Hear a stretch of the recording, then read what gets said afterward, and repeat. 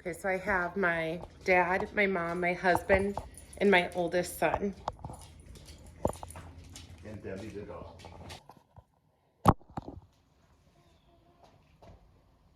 I want you to envision that you're having the best day. You just gave birth to your first baby. Your nurse is congratulating you and smiling and telling you that your baby is absolutely perfect and healthy. Your doctor is ecstatic for you as well too. But then you start to feel a little bit faint. You start to feel cold. You feel like you can feel your heart beating through your chest, and you're wondering what's going on and if this is normal. Your nurse looks at you with a look of concern as she grabs your baby from your shaking hands. She talks with your doctor, and your doctor looks concerned as well too. And he lets you know that you are experiencing a postpartum hemorrhage. I am a registered nurse since 2016. I work for the Cleveland Clinic and I work in the postpartum unit. I have taken care of many women and people experiencing a postpartum hemorrhage. I would like to discuss with you the care and treatment and prevention of a postpartum hemorrhage. People, after they give birth, we expect a large amount of bleeding. And according to the contemporary OBGYN, the normal expected blood loss after a vaginal birth is 500 milliliters. The expected blood loss after a cesarean section is 1,000 milliliters. There are some reasons for postpartum hemorrhage, and sometimes we can kind of expect and plan them. According to the American Family Physician, some of the biggest risk factors for a postpartum hemorrhage are uterine atony, a laceration of your cervix, a hematoma, trauma, and retained placenta.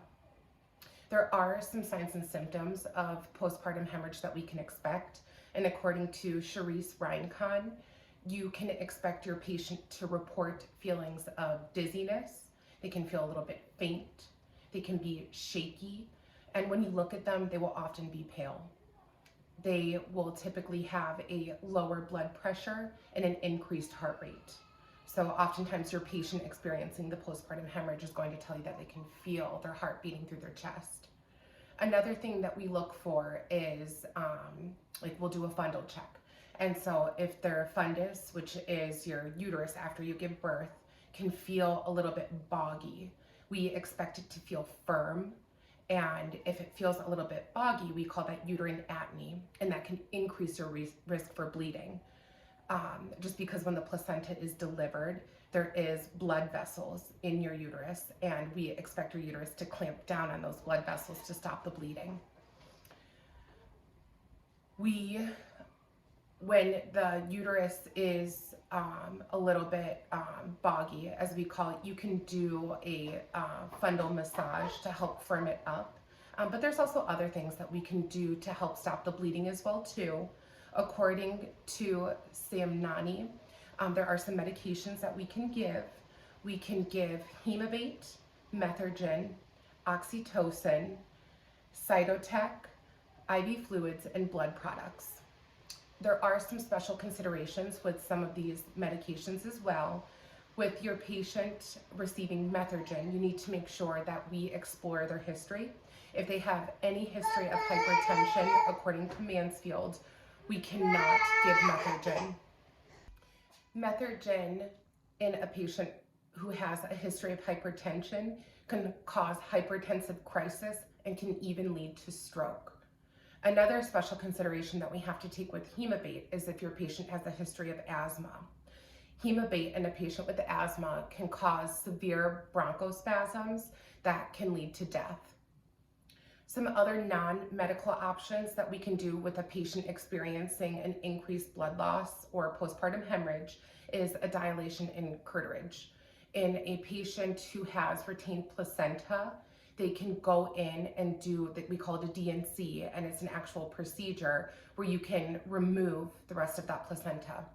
The issue with having retained placenta is that your uterus is not fully able to clamp down, and so it's not able to stop that bleeding from those blood vessels.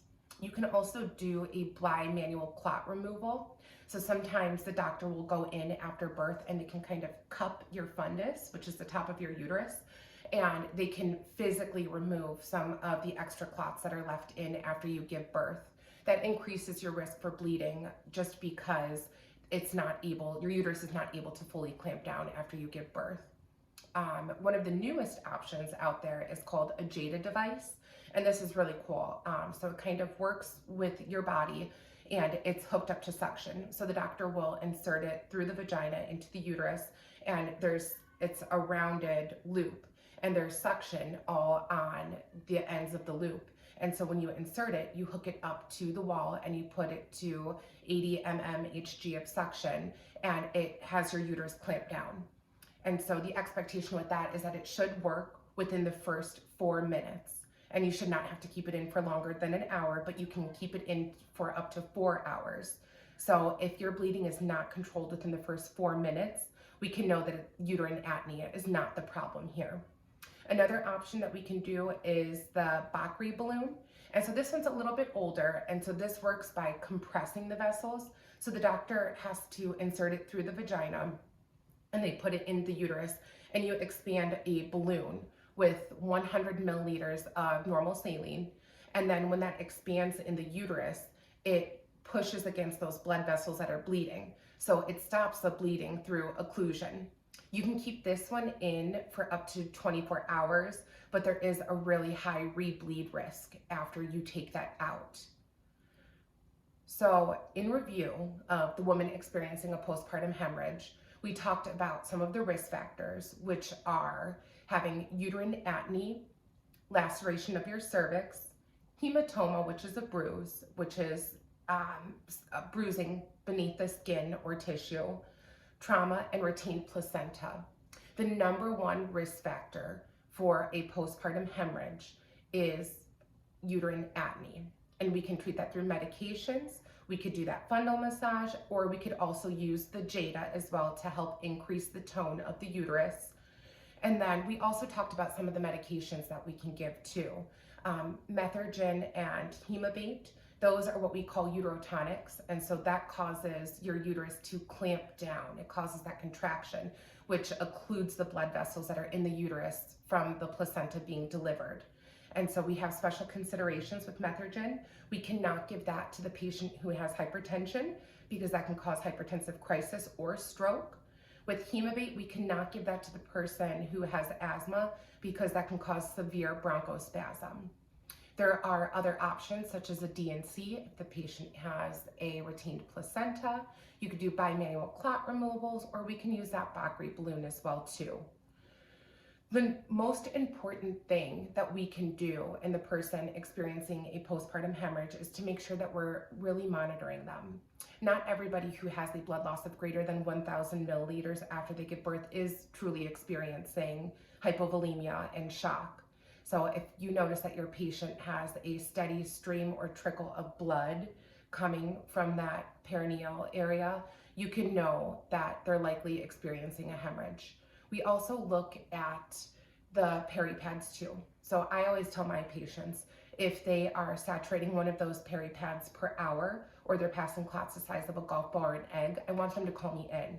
That doesn't necessarily mean that you're having a hemorrhage, but that could mean that you're kind of ramping up to that area, or you might be experiencing a hemorrhage. So we always want to know.